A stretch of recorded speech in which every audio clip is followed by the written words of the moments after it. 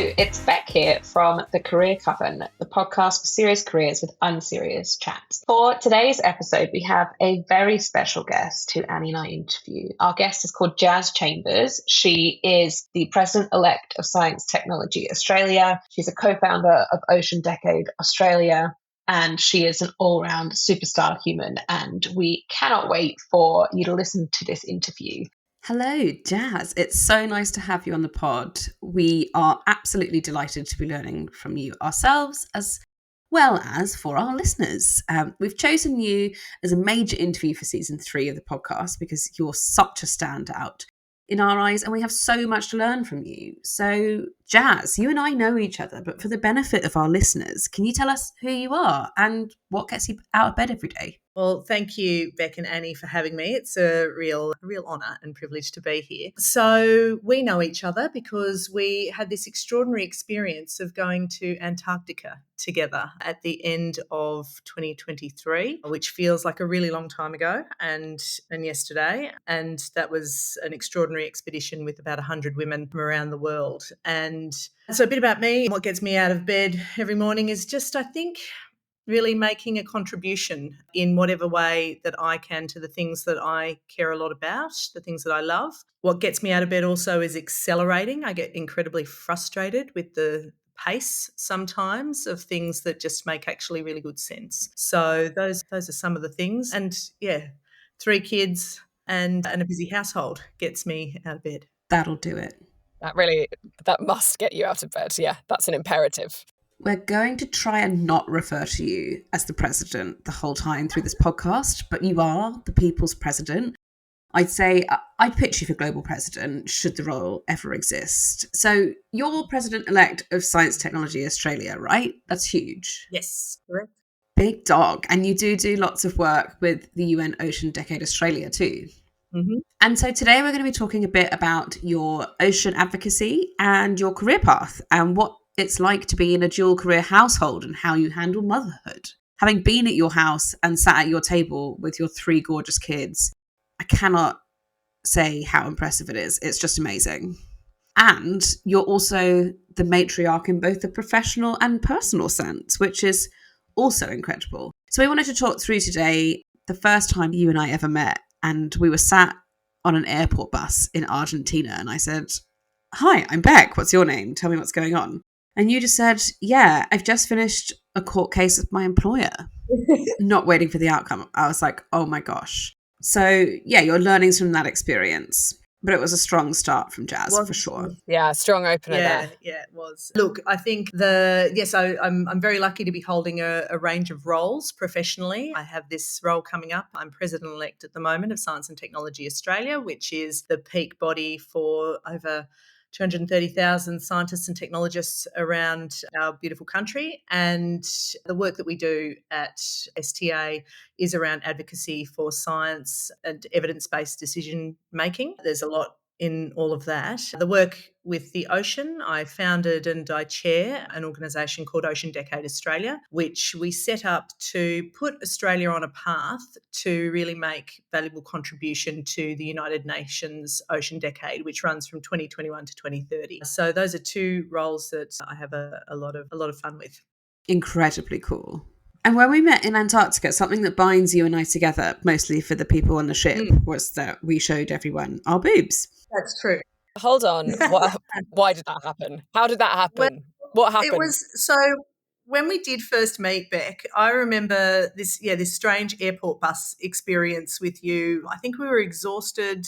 Our flight might have been delayed at that point, I think, and we were just trying to muddle our way onto this ship out of Puerto Madryn in Argentina. And I sat next to this gorgeous woman and who was just curious. And I had just come out of this weird experience, which was a very long-running legal case around with a previous employer. And immediately we sort of hit it off, and I felt like I could just sort of talk to you about that and mention that to you when you asked me, so what do you do? And we can come back to that. But yeah, getting our kid off on the boat in Antarctica, I'm trying to remember how that came about, but I actually think it might have also been somewhere along the line on that bus trip where I don't know what it was. I just felt like you were a person, who I could easily talk to. And so when it came to our introductions on the ship, we were asked to each give, how long was it, Bec? A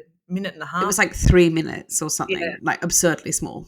And breast cancer had played a huge role in my life. My mother died of breast cancer when she was 47 years old, and a very, very fast diagnosis to death, which was 17 months. And so she died when I was 19. And I think I'd always known that this might have to be something that I did, which was I had a procedure called a DIA, and essentially it was a double mastectomy and reconstruction surgery. And because that had been such a big part of forming, myself as a result of her death, and then sort of the decision making around getting this big surgery done, I mentioned it in my 3-minute introduction. And I think along the path there, Bec came to me and said, "Hey, I've had that done too." And I was gobsmacked that someone much younger than me had done that, and fairly recently. It's been 10 years last Sunday that since I've had the surgery done. The date's always burnt on your brain, the 6th of July, 2015, just before my 40th birthday. And so, we connected on that, and it's unusual to find people who have had that surgery. And just to be clear, we weren't showing boobs for fun, though like some of that might have been involved. I'm joking. But I think that we both really felt quite passionately that it was important for people who might be at risk, so many women are, to understand that your boobs can actually look really good after having this surgery. Because all of the pictures in the surgeon's office, certainly for me at least, were like all horror shows from like several decades ago when surgery hadn't come on enough cosmetically. So I was like, guys, come and have a look at some great tits. It's going to be fine. We'll talk about our cancer journey. Let's have some wine. Yeah, I'd say that's what binds me and Jas together in particular. It's seared in the minds of probably the rest of our shipmates for sure, but it's been an absolute pleasure.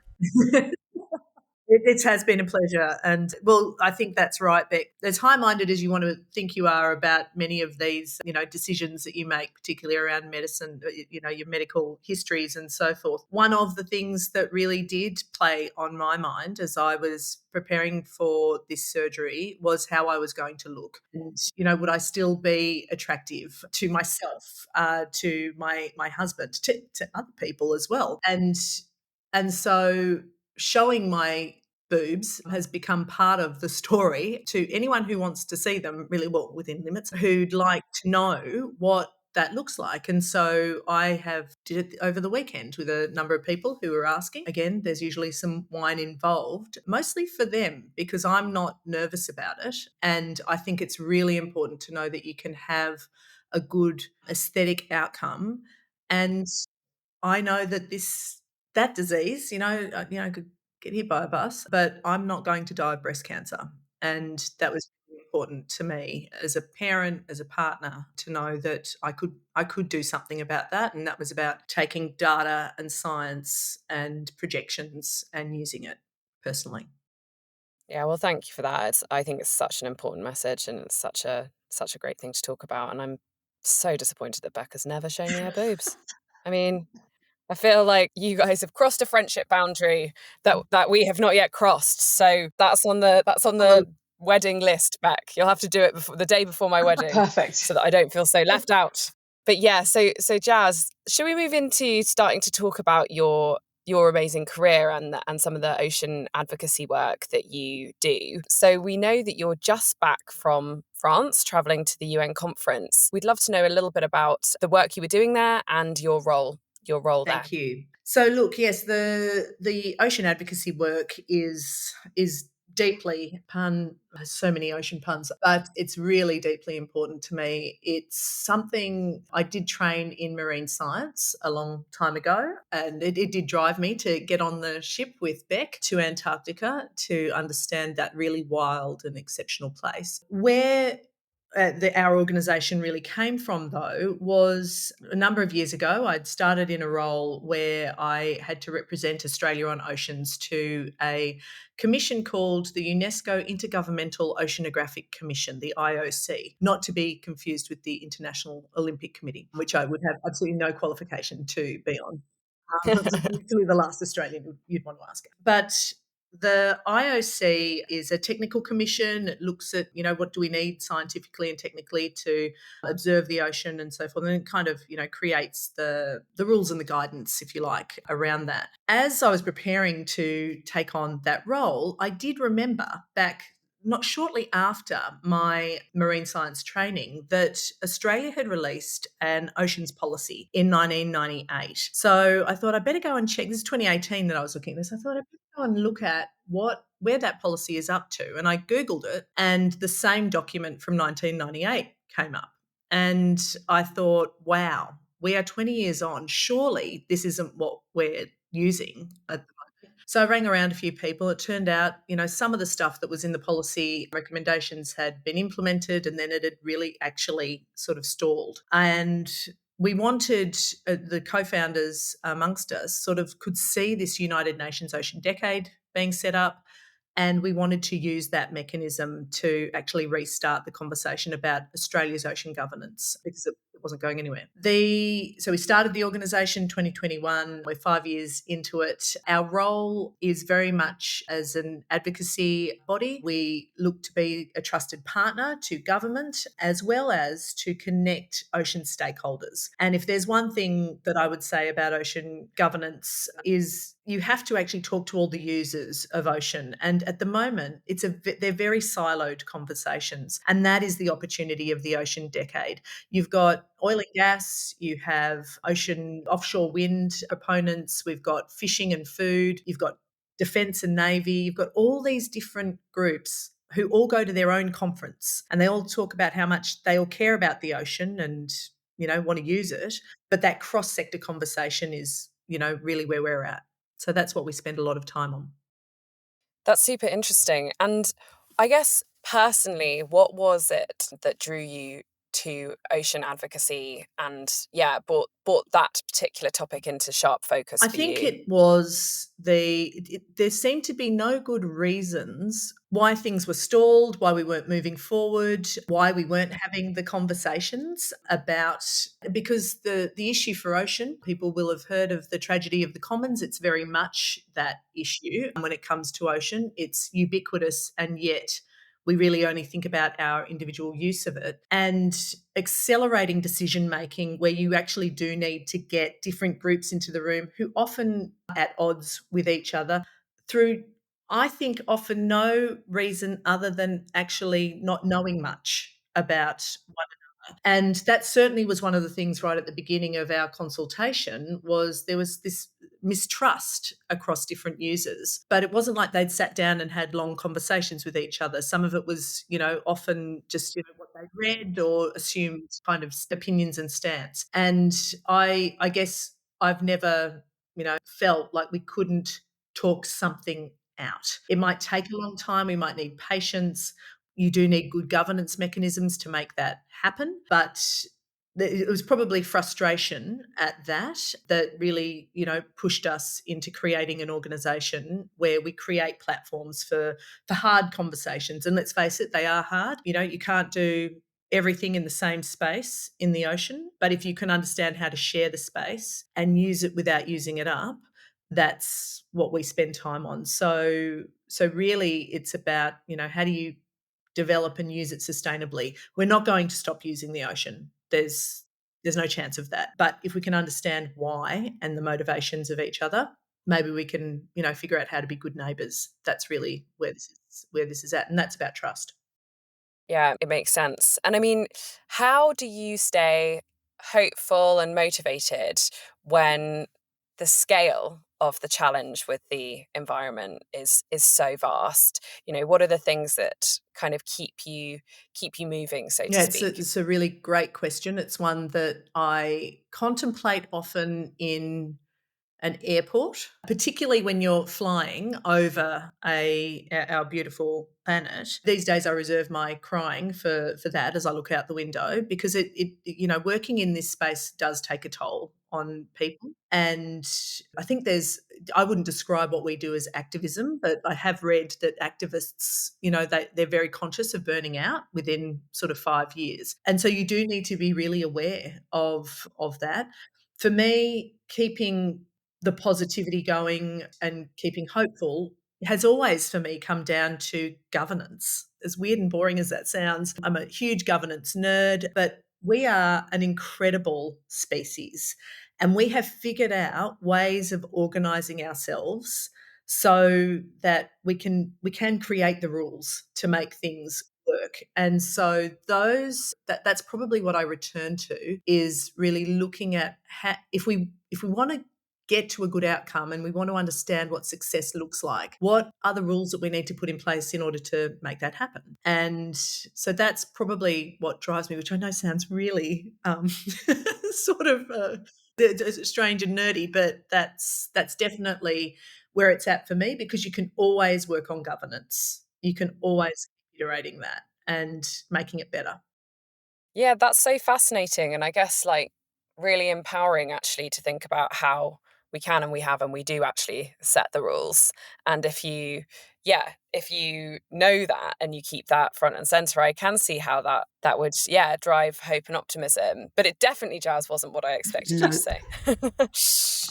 Yes, probably right. I mean, I did learn to scuba dive at an early age. I was fortunate to do that. My mother was Tongan, and so I was taken to the Pacific Islands a lot as a young person. We weren't allowed to swim much. Many of my cousins didn't know how to swim, and in fact, I think that lens of ocean, as an Australian, you spend most of your time going to the beach if you can and getting in the water. As a Tongan, there's a lot to be fearful about the ocean. And so it always fascinated me that people didn't, who were surrounded by water, my family there didn't know how to swim. And I was driven to really find out about what it was like under the water after a conversation with my Australian grandfather. And where we were looking at the ocean one day. We were at Cronulla Beach in Sydney, and I said to him, "What's out there?" And he said, "I don't know, but imagine if you emptied it." And so it just held this fascination. I think I was about 9 or 10 when he said that. And and he said, what I do know is that we're standing on top of a mountain. And that just like blew my mind. Cronulla Beach, we're standing on top of a mountain. What are you talking about? And so learning to scuba dive and going under the water, there is something really does physically shift when you do that. And, it's cool. You are immersed. There's no distractions from what you're doing because you have to pay attention. But that visceral feeling as well, of course, is part of probably more likely what you thought I was going to talk about. But I have to pair that with the reality of living in a world where, not enough is happening fast enough. And what annoys me about that is it's literally 4 conversations away. It's about how do you have good conversations? That's governance. Yeah, super interesting. Okay, so as we briefly spoke about in our intro chat to you, Jas, like lots of our listeners are sort of on the progression ladder and like looking to maybe take their first leadership role or step into a leadership role. You are often leading like big global initiatives. How do you approach kind of staying calm, clear when leading under pressure? And what are any sort of tips and tricks you might have for us about that? Yeah.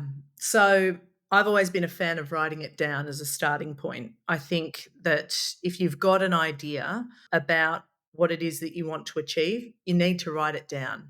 And writing, for me, is the only way to bring clarity to that process. And writing doesn't have to be, I'm not talking about essays necessarily. I myself have to do lots of pictures, and there's just a constant, I have rolls of brown paper, and I will draw pictures of what it is that I want to get done. I once got a building funded by, drawing a big picture of what I wanted and the steps along the way, $100 million building. That was quite a good picture. And that tends to be, if you haven't written it down, it can exist in your mind, but it needs to be on paper. So that's the first thing I think you need to do. And then you might need to start socializing that, because you can't do any of this alone. And you need other people to start drawing on the drawing and writing into the paper.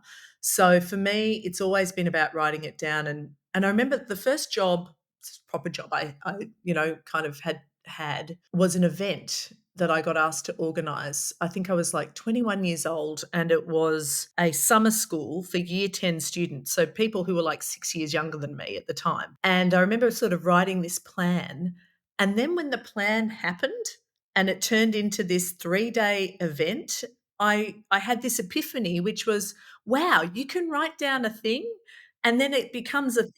And that was sort of this early realization about writing it down. I also had a boss who said to me early on, who asked me to come and take some notes at this meeting. And as we were going into the meeting, and I didn't have tickets on myself about writing notes. I was happy to come and write the notes at this meeting. But he did say to me, you do know that when you hold the pen, you are recording what happens in this space. And that struck me as incredibly powerful as well. So when it comes to, clarifying your thoughts, if you are going to lead, writing is number one. And then number two, obviously, you got to include people in that. Leadership is not something that you do on your own. That can be maybe management, but leadership is about bringing other people with you and in empowering their leadership too. There's lots I could say here, but those are the first things that jump to mind. Lovely. This is quite a good segue into the next bit that we wanted to talk about. You have a big career, Jas. I think a while back you were COO of a branch of a university, and you've had an incredible pace of career, and you've managed that in a household with a gorgeous husband who you've been married to for a very long time and have raised 3 beautiful children. And I think, but certainly looking from the outside, that there's something really remarkable and extraordinary to say about that achievement, and that you have healthy family relationships and a healthy marriage and gorgeous rounded children and 2 amazing careers. So can you just unpack that for us a bit? How does it happen?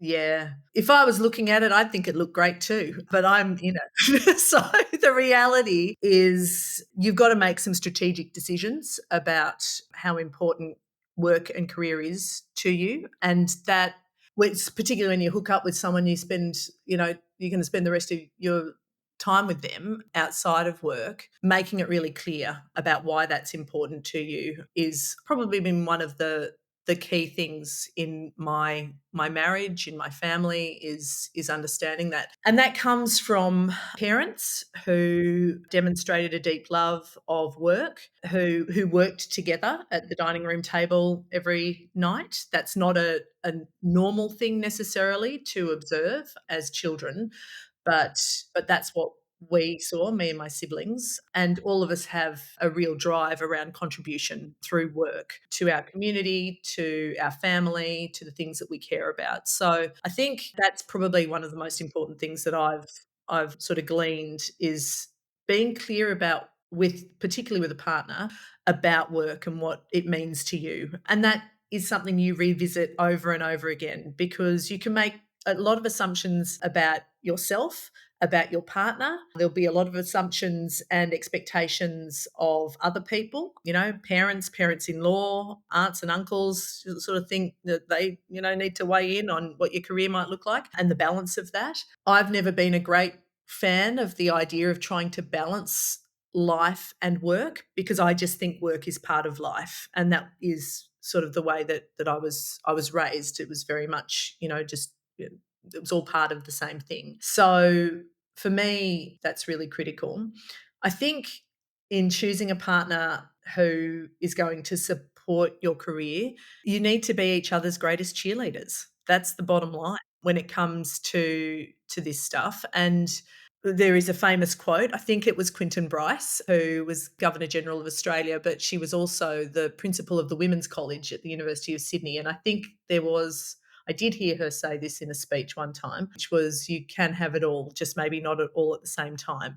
And I think that's true. There are times when you need to be just muddling through, and there are times, but that doesn't mean that that's not being strategic. Sometimes you've just got to, get the kids off, get the dinners done together, separately, whatever it is, get the car sorted out and get to work and be effective. So I think that there's something about that, and having ongoing conversations about what you want out of work with your partner. I cannot emphasize, I think, how important that is, because you're doing this thing together.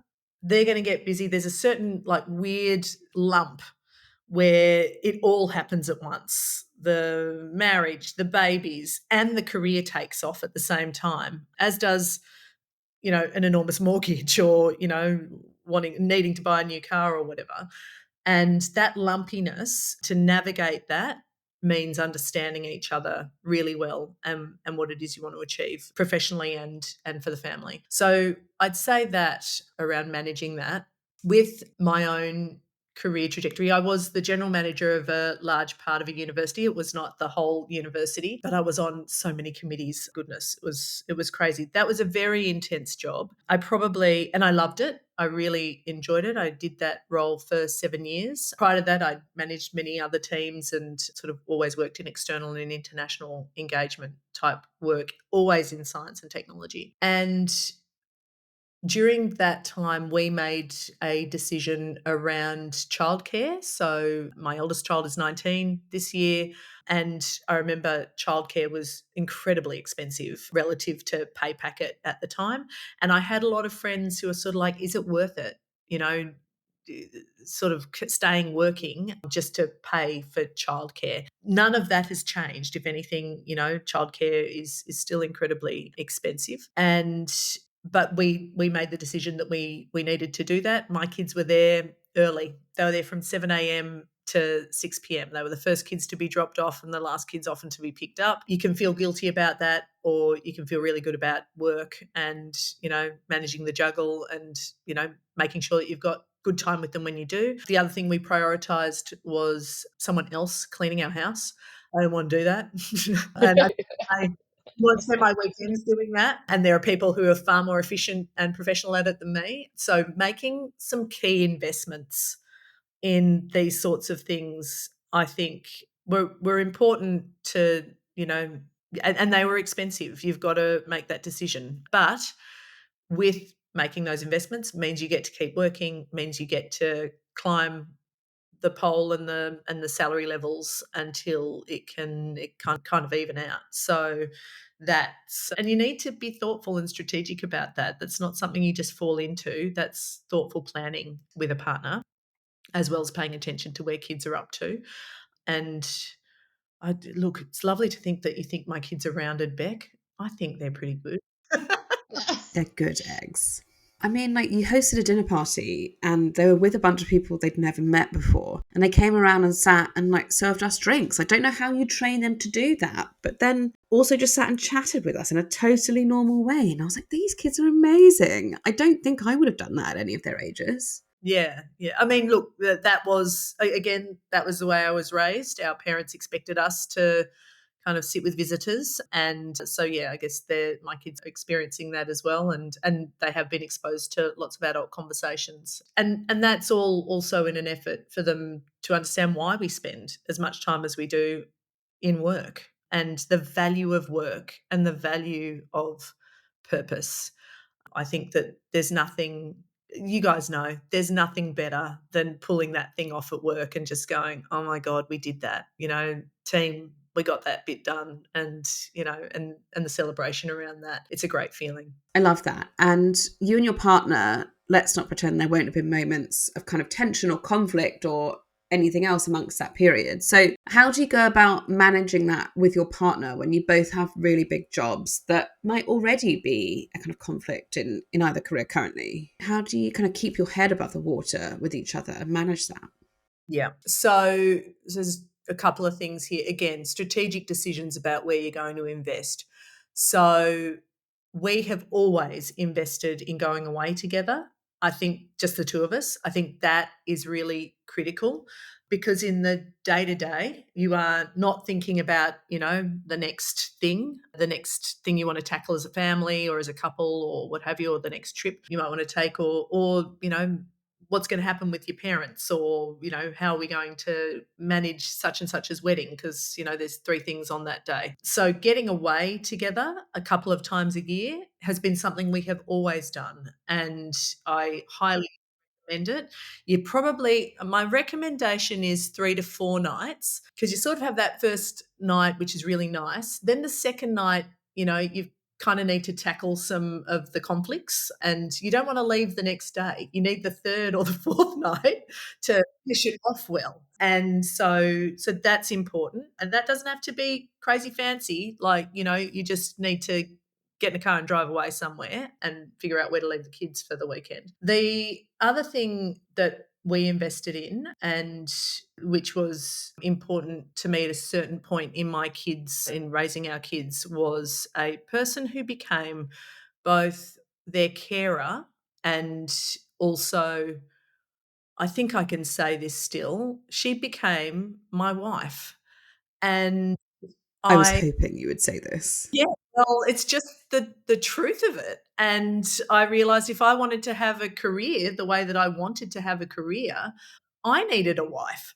And that has been extraordinary. This person's been with us now for 13 years, almost 14, and it has been life-changing to have that person with us. She is absolutely part of the family, but of course there are boundaries in all of that. There's incredible trust, there's flexibility, and again, there's good governance. You've got to get in front of that and think about the way in which if you're going to trust someone with your children, how, what the value alignment is, etc., values alignment and so forth. So that's been incredible, and I recognise the deep privilege of that. It also, though, I think speaks to something that I would observe in my Tongan family, which is multi-generational sort of, caring that does occur in different cultures to often our Western style culture, which is having other people around to assist with child raising and rearing, and for us, I think that's been very, very helpful. So if you have the opportunity to invest in that as well as that person, because I think that I can safely say after 13, 14 years, there's deep love there, and a knowledge that we will always be in one another's lives. I think that is an incredible thing to be able to do. So yes, that's been very important to us. Here's the really good bits. When the children were younger, she would arrive at 7 a.m. and we would often get off to work at about 7:30, but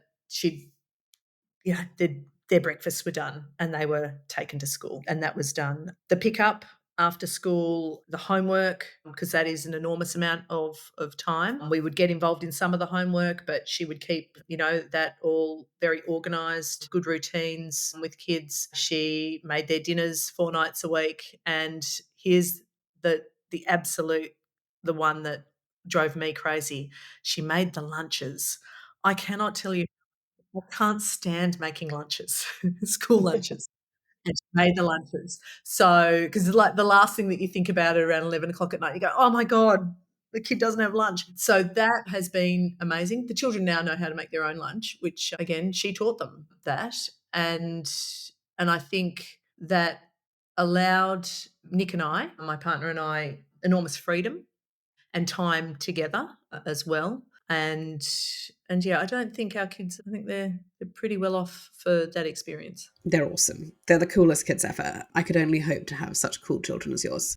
And it really shows the way that you have invested your time has sort of paid dividends in your family culture as well. It's really lovely to see, and that you and Nick both openly prioritise your careers, as well as saying that's important to me, as well as all of you, of course. So I think I also would say, is it fair to say those kind of investments as a kind of outsourcing of the mental load in parenthood?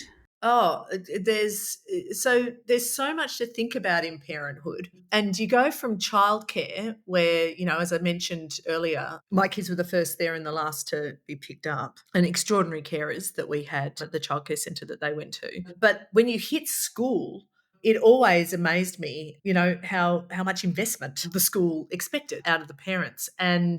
That and I'm still amazed by that. I went to boarding school, so my parents weren't involved in my school life or school career very much. So it surprised me when I was suddenly expected to get so involved in the school life. Having said that, it's a very rich culture that is fantastic, and I encourage people to get involved in the sport and all the rest. But when you are having a busy career, your partner is also heavily engaged in work, you are both probably traveling quite a bit. There is a lot to think about.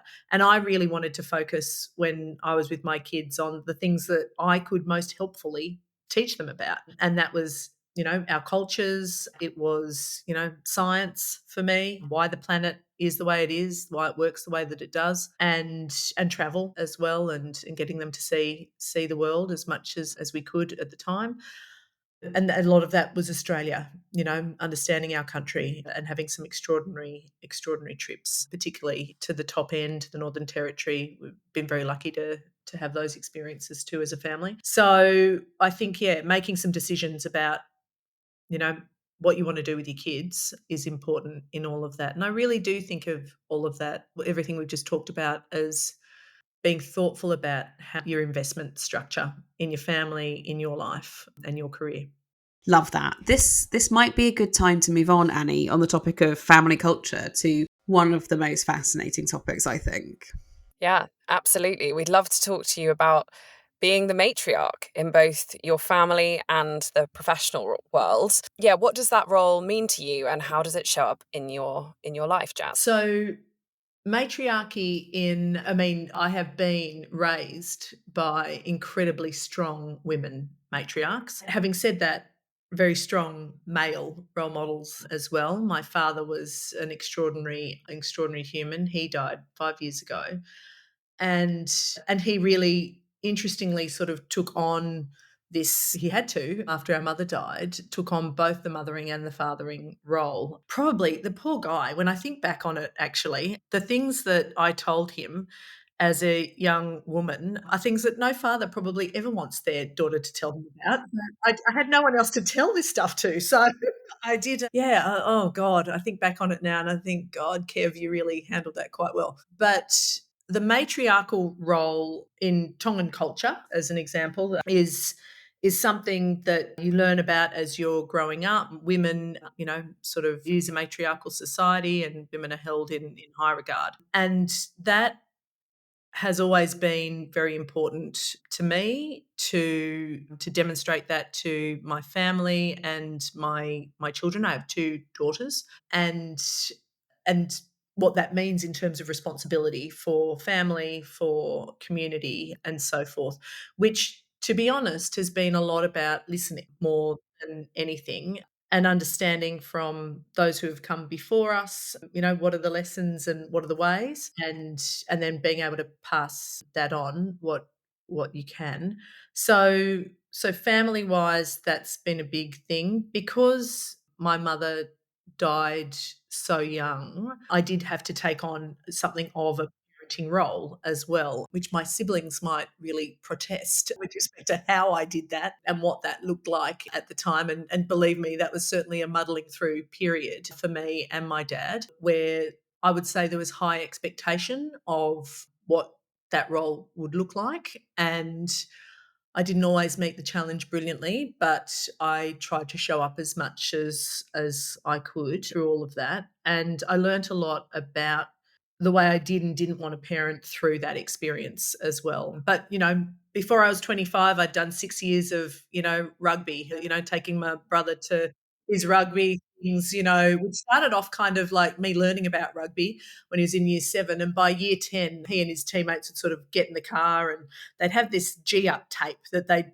put on. And, I was instructed that I wasn't allowed to actually talk. We just had to listen to, rugby anthems as as they sort of geared up to go and play rugby. Yeah, the G-up tape. So I think that was informative to me around, what it meant, the great privilege you have as a parent and as an elder, as before I became a parent myself. So there's that element. I'm not sure what you mean by matriarch in the sense of work. The global president. Okay. Yeah, I mean, Jas, you're the I president, the global president. am, yes, it should be the global president. When are we making that? Right, let's write it down. Okay. Yeah, let's write the plan. Get it down. So, yeah, taking on, I guess, leadership roles in work as well. And because don't have these boundaries between work and life, I certainly have brought, I would say, myself and my ways into work. Probably sometimes early in my career against advice. Oh, well, Yeah, you're a bit against traditional yeah, law. you're a bit Yeah. too much or too whatever or too sherry or whatever. And to that, again, I guess I just don't have time for that.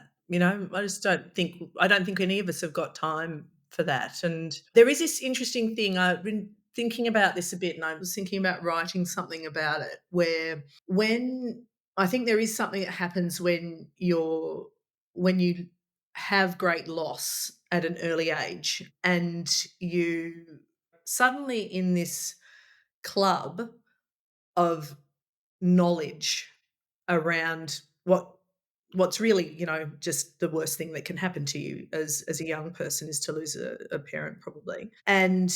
But with that comes some feeling, I had this of invincibility where it was like, okay, I've been to the bottom. Like I don't know how much badder it can get than that. And it makes you a bit impatient perhaps for things to happen, which is possibly what's been a bit of a driver around some of the things that I've done, until you have your own child. And then you get transported right back to being incredibly vulnerable at the notion of loss again in a very different way. And then not that's in the natural order of things. Losing a parent is in the natural order, etc. So I think that I've never really had time for those boundaries, just come to work, write it down, let's get it done, and then we can make the next plan. And all the strong women I know, the matriarchs I have known, it's always been about that. Like, Yeah. all right, we did that. It sounds so simple. Yeah.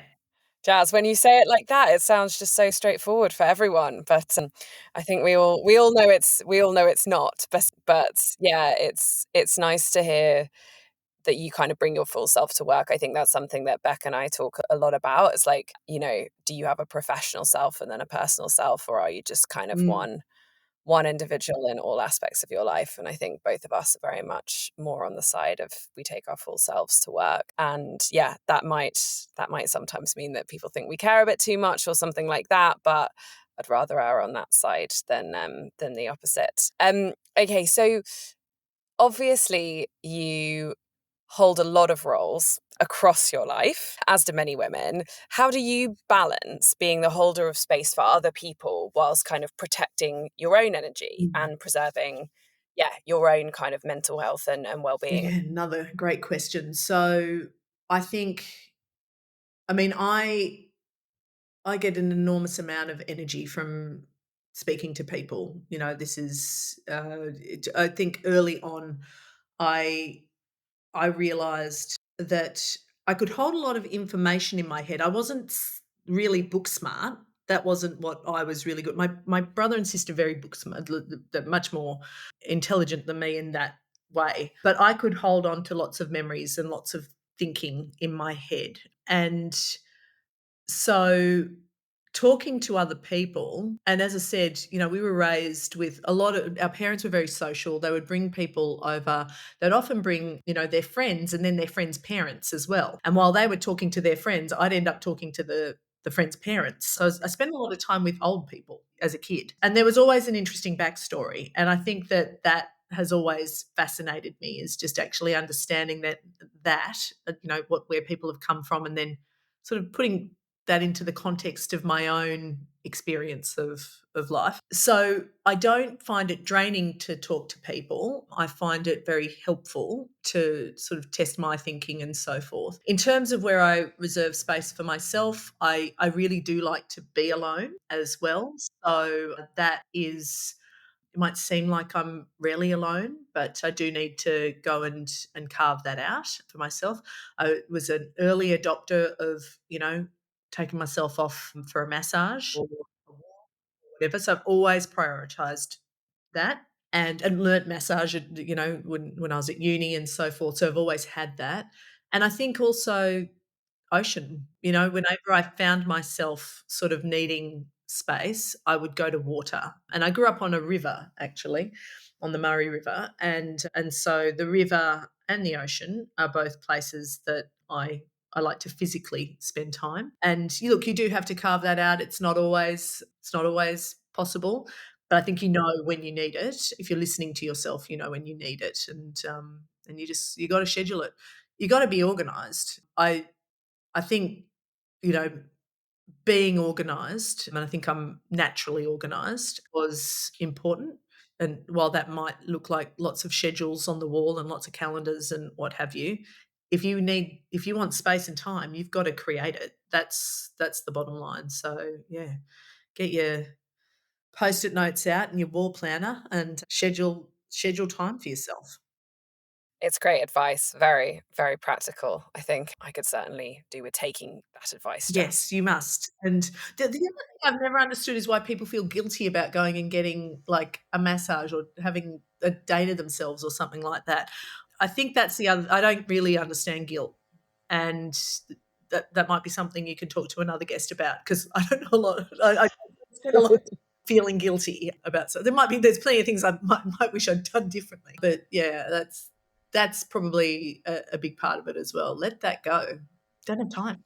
Good advice. Awesome. So let's transport ourselves back to the Argentina bus now, Jas. The Argentina airport bus. Much has happened in the time preceding and following the airport bus, and it's been such a beautiful period of friendship. One of the really big things that's happened in that period of friendship is you winning the case against your previous employer. So in whatever amount of detail that you feel comfortable with, I know there will be things that you definitely can't or don't want to say, and we don't want you to kind of cross any of those lines. But thank you for trusting us with this conversation. We would just love a walkthrough at a high level, what you're kind of comfortable talking about.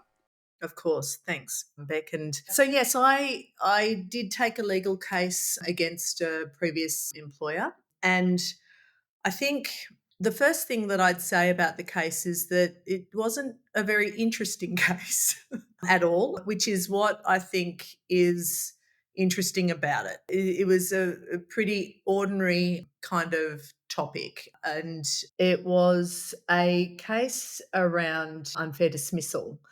And really pedestrian, happens all the time, and partly that's what made me so determined about it. Was I was sort of, just thought, wow, how is this happening to me? I thought I was a really good performer, and all of a sudden I'm being told something that I'm struggling to understand, which was that I was underperforming in my role. And so early on in that journey, and before you take a legal case, there's a lot of stuff that can happen before you go down that path. That's what I'd say to your listeners. There's all sorts of things that you should be thinking about and utilizing before you make that decision, because it's a huge decision to do a legal case. And in my case, I am pleased that I won my case.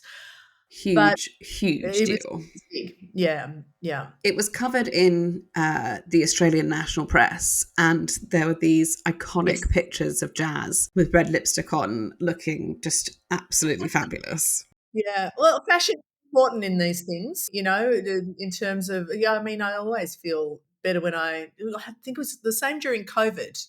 I got up every day during COVID and put red lipstick on. That was really important to me. And so, of course, I wore red lipstick during the case. But there's a couple of things that I think anyone who maybe is feeling this way in work can be thinking about. So And for me, this is really about protecting myself and my reputation, where I had this sense that I was being targeted.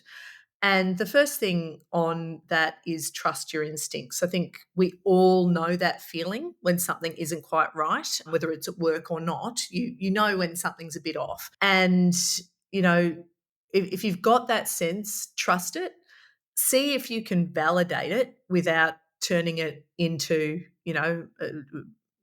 creating actual concerns or being overly paranoid about it. But do trust that.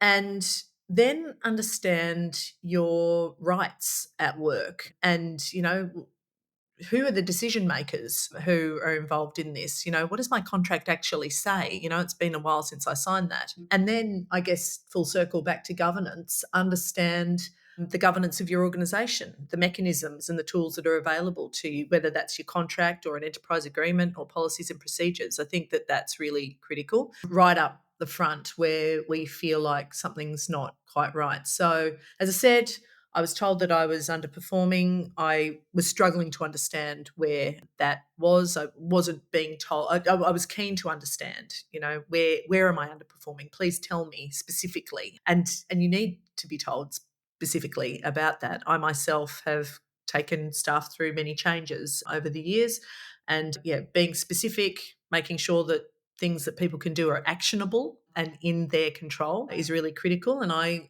didn't feel like I was getting that kind of feedback. So that's the starting point, is really understanding all of that. But if you think you're at a point where you'll need legal advice, seek that out and tell them everything, the good, the bad, the rest. That's the only way that your advocates can come up with the right way to represent you and to understand your story. And I was fortunate to have extraordinary advice through this case. If you reach a point where you decide to then take action and legal action, I think there's something in that around being really clear-eyed about why you want to do that. And in the end, only you can articulate that for yourself. Your partner cannot, your best friend can't, your parents can't. You really need to be really clear about why you want to take a case, if that's where you're going, because it will take enormous energy to sustain that. And in my case, it was 5 years. And that really became very important later on, because I kept returning to, surprise, surprise, something I'd written down about why I was doing what I was doing. And you need enormous discipline to continue to go there and understand the purpose around why you would continue doing that. But you've got to really understand the risks and potential outcomes. That's what lawyers are for as well. And consider the impacts on not just you, your reputation, of course, but also your family, your friends, and your broader professional network. And there did come a time where I was ringing people and saying, look, I just need you to know this is what's happening to me. And if you need to dissociate from me for a period, then I will understand that. No one ever, whoever I rang, said, yeah, we need to distance ourselves from you, Jas. In fact, I think that really built a lot of trust with people, that I told them about the case and what I could at the time. And so, but do be thoughtful about that. And that's really work that is around threading the needle on, why, how, and what's the impacts on people. And your health will be impacted by this. So that's why you need to keep going back to that second point that I made around being really clear-eyed about why and making sure it's worth it. To be clear to the listeners, I would do it again. I would do the case again if this happened to me. There's always different things you could have tried, but I think in my case, I really had to do it. And it became important that the case itself existed, because at the beginning of my legal case, when we went looking for case law that was similar, there was very few cases that you could find, that my team could find, that we could refer to. So it actually became quite important to me that we pursue it, so that there was a case that people could use in future, and that's now what exists, which is great. I also refused to sign I just said, no, I won't sign a non-disclosure agreement. My story is my story, And I don't want anyone else to tell me that I can't tell that story. So that's why I can talk about it here with you. And of course, the other side can tell their story as well if they wish to. But that was important to me as well. So, like, what are the deep reasons why you would do this? Return to that all the time. I think the other thing to really acknowledge here is that I had a set of circumstances that made this possible for me. It wasn't easy, but certainly my circumstances were really important around this. So a lot of things in my favor had been, having had a lot of management experience myself. I knew about, enterprise agreements. I knew about governance. I knew about decision making and, delegates and how that all worked. I have lawyers in my family who were able to provide a lot of great guidance and advice. I'm well educated. There's nothing that I think can replace just being, having that prioritized and invested in being well educated when it comes to this sort of thing, and that diligence around writing. And finally, I had a partner willing to go with me in every respect, financial, emotional, and all the rest. It took a huge toll on him as well, but I could not have done it without him being fully there. And as I said earlier, my greatest cheerleader in the entire endeavour. And whenever I talked about the case, and when I still talk about the case, I often say we, because it dominated 5 years of our life, and that it was very much a we thing. Having said that, every time you come up to a decision gate, it is you who walks through that gate, and only you. You are the person who will be in the stand. You are the person who has to answer the questions, aggressive or not. You are the person that they want to take a photo of for the paper. And so, you can have your person beside you. It's a bit like, having a baby, in the end, only you can push it out. So it's the same thing, it'd be great if everyone else could help you, but in the end, you are the person who walks through the gate. I mean, such an extraordinary experience, and thank you for being so generous in sharing those insights. I think one of the things that really struck me, and I only knew you right at the end of that process, when the case had more or less finished and we were kind of waiting for the outcome, and that was a really tense period. What struck me from hearing you speak about it was just quite how long it all took, how procedural it all was, and these huge time gaps between something happening and the next thing happening. So do you have any kind of advice or insight that you can share about what was unexpected for you in this process for the listeners? I'm just thinking, if a listener is listening thinking, I'm weighing up doing this, is there anything you think they should know that is not kind of obvious from the outset? Yeah, I mean, I think you've hit the nail on the head in terms of timeframes.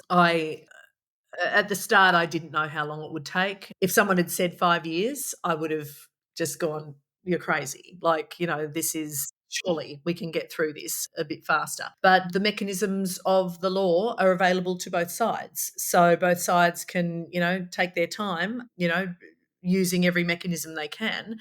And so time is a big part of it. That can really grind you down, which is why if you are doing this, you need to be doing something else alongside it. It can't be the only thing that you're doing. It certainly was like having another job. It was huge, and when things were on, they were on. You really had to be focused and available and thinking hard about the case. But that's probably a key part. Another part of it, which made it both helpful, but also, and I think ultimately did lead to the outcome, is that I wrote everything down. This is a natural thing from, that early employer that I told you about who said, that person who holds the pen, writes down what happened. And I had written, it is just always, I've got hundreds and hundreds of notebooks from work and life. And it was always just very natural for me to write things down. Because I had done that a lot of that became evidence in the case. So take the note, write it down, hone a discipline around writing things down. And that that was a huge part of it. So I probably wasn't expecting, my notes, my handwritten notes to become a big part of the evidence, but they did. And when the other side couldn't produce, a version of events, well, someone else contemporaneously wrote it down. There's a word I didn't know before the case, contemporaneous, good word. But that I think is important. And I guess, Annie, it goes back to that unexpected answer earlier around, governance, discipline, write it Governance. down. No. And I think that just in life generally, it's always amazed me when, people don't know a lot about their employer or, their government or what have you. How do we navigate without knowing where we came from and how decisions get made? And so understanding that, being curious about every situation you are in will hold you in good stead. Awesome. Great advice. Annie, did you have any questions on this? No, I think you've covered it I've got one really, more. really, really well. Sure. Sorry, that was going to be a nice segue, and I just couldn't let this one go. Absolutely fine, babe. Go for it. So, what was it like taking the stand?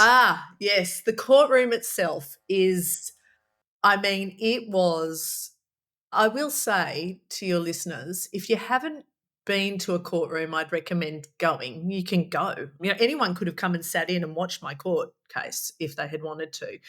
And it's a little bit like voting. I always sort of get quite emotional when I get to vote, and just the thought that we live in a country where people literally are dying to get the right to do what we just take as our right to do. And walking into a courtroom, particularly for your own case, was really amazing. So seeing Chambers versus up on an electronic board was daunting and thrilling. That when we finally did get to court, that took many years. And in the courtroom itself that I was in is quite small. I knew that place inside out by the end of it. It was a 2-week hearing. There was no jury involved, just a judge. But I knew how many chairs were in the room. I knew how many, ceiling tiles there were, how many lights there were. And that was important to me. And we're going to do this weird full circle bit as well here, Annie, back to matriarchy. Because I recognised when I went there that everyone was coming to this because of me. Like, I'd walk through this gate. I was there. I was coming to do this case. And when I realised that, and I really didn't realise that until, because you've got to put everything through security and you go up and, then you're there and you've got your legal team who are amazing, my legal team. And then, there's all this tension because it's the opposition's legal team there. When I realised that that room, therefore, was mine. And in the same way that, Bec, you've talked about the way in which you came to home and we had dinner together and the rest. If you host people at your home, well, what do? You know your home well. You make good food. You make it look nice. You make it smell good. You welcome people and what have you. And I made a decision that the courtroom was apart from being the judge's house, of course, but that was my place. And that I would know that space inside out. I would be the most comfortable person in the room, and that these people who were coming to oppose me would be welcomed by me into that space. That's very much from a place of the way I was raised, and I felt very in control in that space and that I belonged there.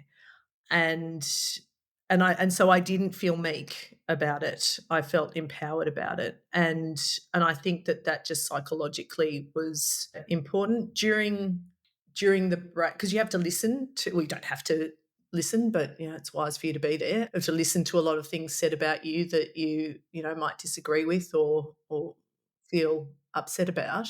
And so just pacing yourself during the lunch times, my partner was there throughout the whole thing. I would take myself off to the park and just listen to my G up tape on my headphones. Your From that, own G up learned tape. that from the year 9 and 10, the rugby kids.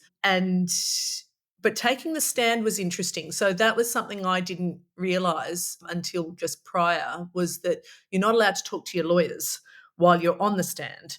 And I was on the stand that spanned, I think it was 3 days. And that was kind of weird because your lawyers are with you, all the way. But once you're on the stand, it's kind of like, they're like, okay, we can't talk to you now for the next 72 hours. And so that was unexpected.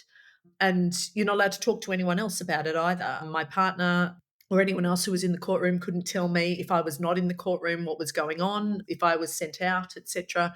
So you couldn't really talk about the case. So having real discipline with respect to that was very important, and I'm proud to say that I really exercised that, and it kept me very much in the right headspace for all of that. I ate really well. I tried to sleep well. I was very organized. I dressed well, something about fashion as armor. And I, at the end of it, coming off the stand, was highly emotional, and I really then did have to take a moment after that. That was the toughest part of it all, particularly as I wasn't allowed to talk to my team. But overall, an extraordinary privilege, really, to utilise our country's system, our legal system, in a way that I think, unfortunately, a lot of people are locked out of due to cost, due to the time, due to the psychological grind of it.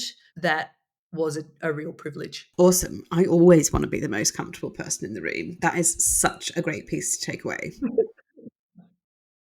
Right. Well, Jas, you've been an amazing, amazing guest. What we like to do is ask people just a few quick fire questions to kind of end an Yes. episode. So I'm going to pick 3 to ask you. The first one is, what's a career mantra or phrase that you keep coming back to? Oh, hurry up.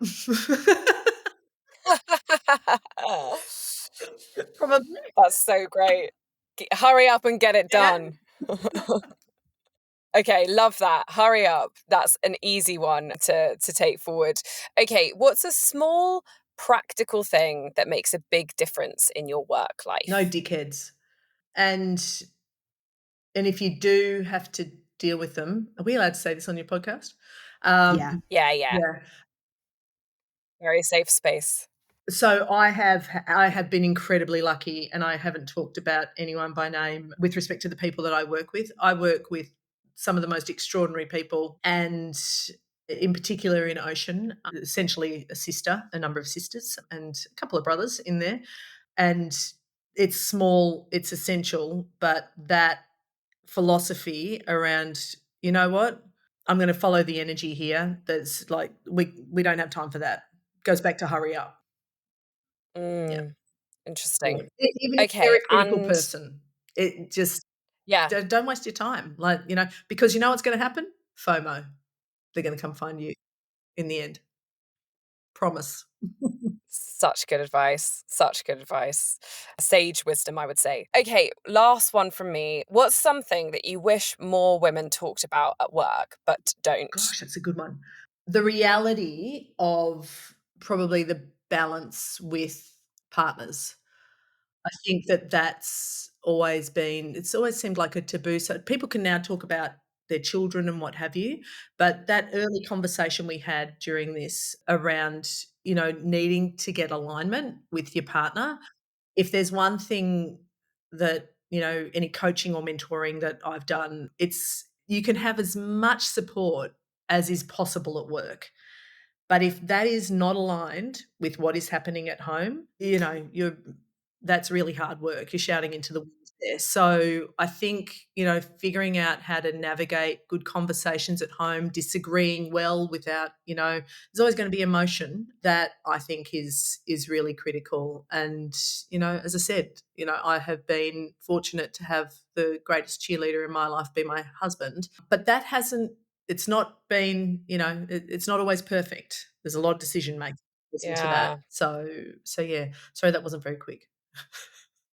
No, that was very quick. And I think it's so interesting because I don't think I've ever had a conversation at work with any colleague of any gender about their partner in that way. And you're so right. And yeah, I feel very fortunate that I also have a cheerleader at home, but it's definitely not the same for everyone. And so I think it's a really interesting point that's almost one of the remaining taboos, is talking about your setup with your relationship. Okay, well, Jas, you've been exceptional. It's been a pleasure. Thank you. It's been amazing, Jas, and thank you so much for giving us all of your time and your beautiful thoughts from your beautiful brain. If people are interested in finding or following you or your work, what's the best way to find you on the internet? Oh, yes. LinkedIn is easy, and I do look at LinkedIn messages, or find me oceandecadeaustralia.org, and yeah, if you email through there, then the team will make sure I see it. But yeah, I love to connect. I love the stories. If you love ocean, if you love science, be in touch, please. Be great to hear from you. Awesome. Is there any last message you would like to leave the listeners with before we say goodbye? Look, I mean, I think that a podcast like this is so welcome and so important. I can't imagine if this had existed 25 years ago, the sorts of things that you guys are talking about, bringing to the table. I'd say that, make sure that everyone's listening to the Career Coven, because it is actually only through sharing our stories with each other. You often feel alone, and you're not. There's a lot of people feeling, the same way. So congratulations on the podcast. As I said, I'm honoured to have been part of it, and looking forward to more of that. But find your coven, people. That's what I'll be looking for. Well, thanks so much, Jas. It's been awesome to have you. Well, we hoped you loved hearing from Jas just as much as we do. She's such an icon. And thank you, listeners, for joining us today, as always. If something in today's episode resonated with you, spread the magic, share it with a friend, post it on your socials, or leave a rating and review on your favourite podcast platform. That's how the Coven grows. Until next time.